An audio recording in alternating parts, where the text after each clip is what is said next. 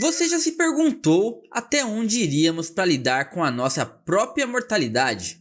Em O Macaco, de Osgood Perkins, a frase "todo mundo morre, é a vida" vira um mantra. Mas será que o filme honra esse conceito ou se perde em sua própria zoeira macabra? Fica comigo que hoje aqui no CG vamos descobrir tudo sobre essa adaptação de Stephen King, que eu já adianto é tão ruim que acaba se tornando divertido. Antes de começar, já deixa o like no vídeo, se inscreve no canal e não esquece de marcar o sininho de notificação para não perder nenhuma novidade aqui do CG. Bom, vamos começar, né? A trama de Um Macaco acompanha os gêmeos Bill e Hal, vividos pelo Theo James, que descobrem um antigo macaco de brinquedo no sótão de seu pai ainda crianças. A partir desse momento, uma série de mortes terríveis começa a acontecer. Tentando se livrar do brinquedo e seguir em frente, os irmãos decidem descartá-lo e, com o tempo, distanciam-se desse passado sombrio. No entanto, o terror parece que não os abandonou. Bom, gente, vamos lá, né? Como eu disse aqui já, esse filme é dirigido pelo Perkins e ele vem nesse filme depois de um sucesso com Vínculo Mortal, aí, o Long Legs, né, em 2024. E o que as pessoas esperavam? Que ele agora ia despontar, fazer vários grandes filmes assim. E a gente percebe que ele não é lá um diretor tão sensacional quanto muita gente se empolgou, tá? Essa é a primeira coisa. Outra coisa é que a adaptação é do King, né? E ele foge muito do tom real do conto. Então ele não é assim um terror clássico. Ele é muito mais por uma comédia com tons de terror, com aquele exagero cênico das mortes, com muita tripa, muito sangue. E como o Gabriel sempre fala aqui, se fosse sangue de verdade até me pegava, mas é sangue de CGI, o que é bem complicado. Outro ponto que vocês precisam saber, e que pra mim foi decepcionante ficar sabendo, é que o Stephen King assina o roteiro junto com o Perkins, o que me deixa, porra, King, você escreveu a porra do conto e você parece que não entendeu o seu próprio conto? Então eu fiquei bem chateado, assim. Bom, como eu disse aqui também, né, o filme ele começa, não começa, mas ele logo no começo, ele tem uma frase que praticamente decifra o que o filme vai ser dali pra frente, que é "todo mundo morre, é a vida".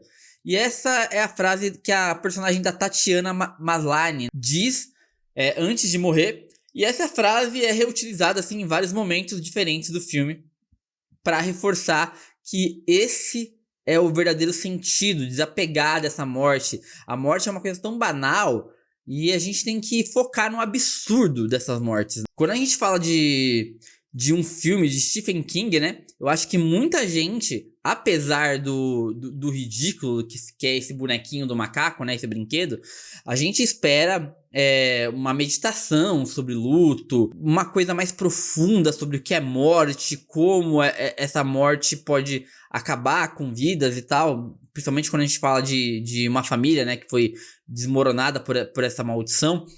Mas ela acaba nos dando uma comédia escrachada assim, sobre morte, sem sentido, como nada deve ser levado a sério, sabe? De uma forma muito pouco criativa, eu diria. Premonição, aliás, fazia isso muito bem, né? De mostrar essa morte como não tem saída e mostrar e focar no grafismo das mortes de uma forma divertida. Aqui eles tentam imitar, mas é muito ruim. Um grande assim exemplo de como essas mortes aqui não conseguem chegar ao nível do que fazem em Premonição é algumas mortes assim que são meio óbvias, mas não fazem o menor sentido. Porque assim, o macaco ele é como um revólver onde você faz roleta russa. Você gira, né, e tem uma bala só e ele atira na sorte. Então, você não pode fazer pedidos ao macaco, né? Eles giram a cordinha do macaco e aí o macaco mata alguém. Ele cria uma morte aleatória, como se fosse premonição mesmo. Mas é interessante, assim, que curiosamente esse macaco sempre mata alguém do núcleo ali. Ele diz que é aleatório, mas é um aleatório muito conveniente ao roteiro. E aí ficam várias coisas assim, tipo, pontas soltas, né? Tipo, o menino ele tá com raiva do irmão, né? São dois irmãos gêmeos aí que são interpretados pelo Theo James, que aliás Depois eu vou falar mais, mas tá muito ruim no filme. E quando eles são crianças ainda, um deles é um valentão e o outro é um nerdão idiota. E aí esse nerdão que tá sofrendo bullying já na escola e também sofre bullying do irmão, ele gira ali o macaco, quando ele começa a acreditar que o macaco tem alguma coisa sobrenatural, e ele pede a morte do irmão. E quem morre é a mãe, que é a Tatiana Maslany, né, que é o único respiro de atuação que tem nesse filme, e ela morre logo no começo. Então, mata a mãe. Então, assim, conveniente, né? É aleatório, mas nem tão aleatório. Então, essas mortes que, assim, muitas vezes são jogadas pra gente, por que que nenhum dos irmãos morre, sabe? Tipo, por que que ele não mata os irmãos, já que seria, então, eles a maior ameaça, né? Tem também a participação, o pai das crianças, né? Ele tem a primeira cena, começa com ele. E é o Adam Scott que faz o protagonista, o Mark de Ruptura, né? E, assim... é qualquer coisa, é muito ruim, assim, muito ruim mesmo. Ele coloca um bigode que é claramente falso, uma peruca que é claramente falsa, tá torta até, aparecendo nos grampos, assim, é muito ruim, cara. Outro ponto, assim, muito ruim, é como os personagens reagem a essa onda de morte, porque começa nessa cidadezinha, e aí também é outra coisa, né, tipo, é aleatório, mas é dentro do raio da cidade só que morre. Dentro da cidadezinha, tá todo mundo vendo, a polícia, o povo, de que tá morrendo gente adoidado de uma forma muito estranha, e ninguém tem uma reação crível. Não tem um policial investigando essas mortes. Tipo, por que tá morrendo tanta gente de umas maneiras tão idiotas? Sabe, ninguém se questiona, cara, ninguém. Além dos garotos que estão dentro da família e percebem a porra do brinquedo. Mas tirando isso, aliás, brinquedo não, tá? Se você chamar o macaco de brinquedo, ele fica puto. Então não chamem de brinquedo.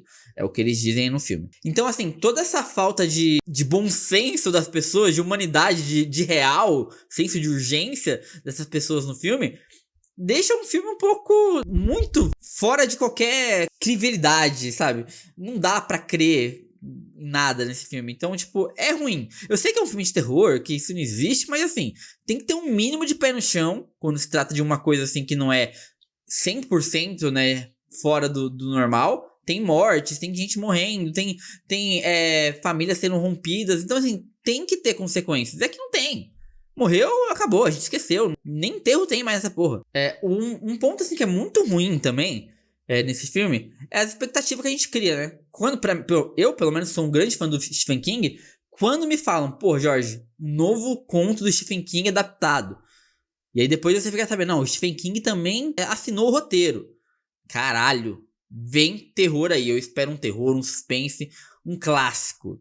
E em vez disso, eu encontro uma comédia cheia de erros, de continuidade, cheio de CGI mal feito.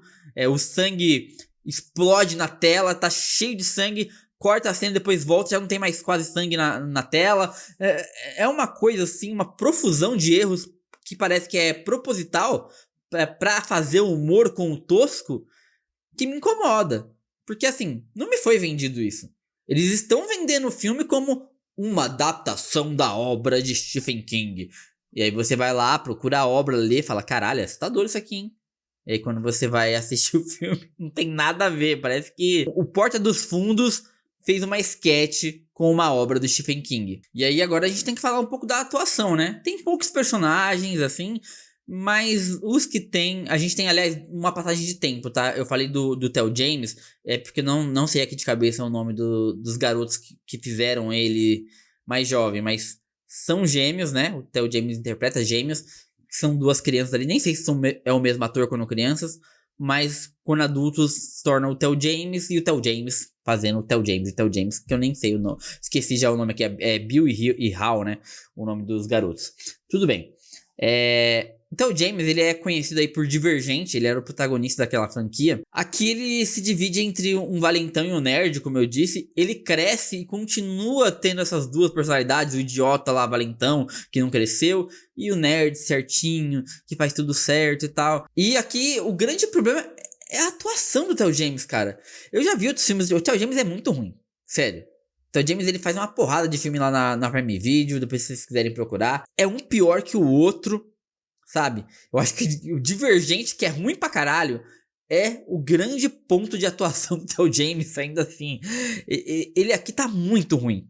Eu não sei se era a intenção, já que o filme é muito tosco, ele ser o canastrão, mas ele já é canastrão de lei, assim.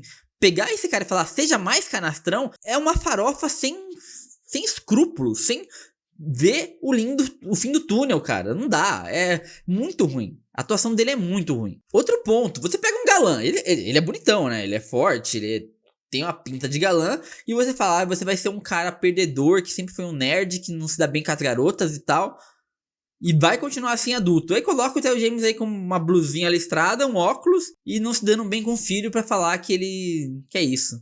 E isso é um nerd. Porra, cara. Não, né, irmão? Me ajuda aí. Cadê a barriguinha de chope? Cadê a língua presa? Cadê os trejeitos? Vamos atuar direito? E aí eu saio do Theo James e vou pra Tatiana Maslany, né? Que é a única a conseguir me trazer algo de bom, apesar dela aparecer, sei lá, 15 minutos de filme, nos primeiros 20, vai, talvez, que eu acho que é onde ela morre, que é a primeira fase do filme. Ela é a única a conseguir me dar dramaticidade, sabe? Que tem uma atriz fazendo um trabalho de verdade no filme, que foge do estereótipo tosco de todos os outros personagens do filme. Ela é a mãe dos garotos, ela morre ainda quando eles são crianças, mas eu fiquei com a sensação de que se ela fosse a protagonista do filme, o filme seria muito melhor, porque ela é uma atriz que sabe lidar com humor. A gente já viu She-Hulk assim, muita gente não gosta de She-Hulk, mas ela é uma boa comediante, digamos assim. E ela aqui demonstra um lado dramático, porque ela lida com as primeiras mortes ali, e tem que lidar também, enquanto lida com o luto dela e dos filhos, ainda lida com os filhos. Então tem toda uma dramaticidade, ser dona de casa, cuidar com essa relação dos filhos. Ela não consegue perceber que os filhos são tão diferentes e que um machuca o outro e tal. Então, eu acho que faltou mais Tatiana Maslany no filme. O roteiro é decepcionante porque ele é assinado pelo Stephen King, como eu já disse, né? E ele tem, assim, várias mortes sem consequências, mortes banais demais, assim, quando os protagonistas sabem que a pessoa vai morrer e ele fica, não, não, não, não, abaixa, abaixa, abaixa, não pula na piscina, não faz isso. E eles não fazem nada pra impedir, eles sabem que vai acontecer e eles não fazem nada. A consequência disso é personagens como esse aqui da tela, que eu nem lembro o nome, o Ramone Cover, que ele não tem profundidade, apesar dele tentar ser um vilão, que por algum motivo ele quer recuperar o macaco que ele vendeu. Porque sim, não tem uma coerência nessa porra. O resultado disso é uma comédia que não te diverte o suficiente, uma tentativa de drama que é tão escrachado e grudado na comédia que você não se comove. Ninguém nesse filme te faz falta. Então, assim, as mortes são totalmente dispensáveis. Quando alguém morre, tirando a Tatiana Maslany lá no começo, os personagens morrem e você fala, ah, legal, e daí? Não tinha nada pra saber dele. Qual é a motivação desse cara que morreu aqui por um monte de abelha, um enxame de abelha de madrugada? Abelhas trabalham de madrugada? Sei lá, fica aí a pergunta, também não sei, fiquei curioso sobre isso. Mas enfim, é muito mal feito, mal emendado. E as consequências disso são que a gente não se importa com ninguém, com nada e com o filme. Bom, gente, eu sei que é decepcionante pra quem gosta de Stephen King como eu, mas o Macaco, ele é aquele tipo de filme que, de tão ruim, ele até pode render, assim, boas risadas. Se você desligar sua racionalidade por alguns instantes, assim. Mas o selo Stephen King atrapalha. A gente quer terror de qualidade e ganha piadas de mau gosto muitas vezes. A minha nota pra esse filme é 2 cafezinhos de 5. E assim, eu ainda tentei ter uma boa vontade, porque eu acho que o filme tem uma primeira parte que parece que vai ser promissora, porque esse brinquedo, né, ele é uma coisa misteriosa, como ele funciona, e isso eu achei instigante, intrigante, de saber que ele era uma maldição que passava pra família. Então, quando o pai lá tenta acabar com isso e acaba morrendo, o brinquedo aparece no sótão pros filhos. E aí, teoricamente, enquanto tiver na família, ele vai passando de um pro outro. Mas aí ele desapega disso muito rapidamente, com furos de roteiro e furos de continuidade de cena, cara, assim, muito bizarras. Uma pessoa morreu eletrocutada na piscina e não tem uma gota de sangue na porra da piscina, sabe? Eu nunca fui eletrocutado na piscina, mas eu acho que rola um sangue, né? E aí tem outras cenas que tem sangue exageradamente na tela, assim. Mas quando corta pro personagem principal lá que tá vendo aquilo, assustado, e volta pra cena, o sangue já não tá tanto como tinha antes, sabe? É muito erro bobo, assim, que incomoda nesse tipo de filme. Já que ele é só isso. Ele é só um filme sobre mortes gráficas. Se você não prestar muita atenção em como vai fazer essas mortes, o filme fica vazio. E eu acho que aqui é um filme vazio, por isso 2 cafezinhos de 5 ainda com muita boa vontade, tá? Porque acho que nem 2 talvez mereceria. Mas eu já falei demais. E você? Encara o Macaco como uma comédia involuntária ou um terror frustrado? Deixa seu comentário, deixa o like e se inscreva aqui no CG para mais conversas como essas. Um beijo e até a próxima.